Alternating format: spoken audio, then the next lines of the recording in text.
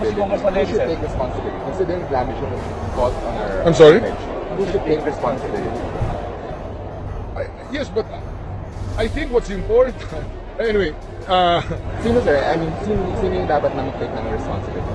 hindi, kung nagpasok ka ng contraband sa airport, paano naging problema ng gobyerno yun? Sino yung damage ko sa image mo? Yung nasa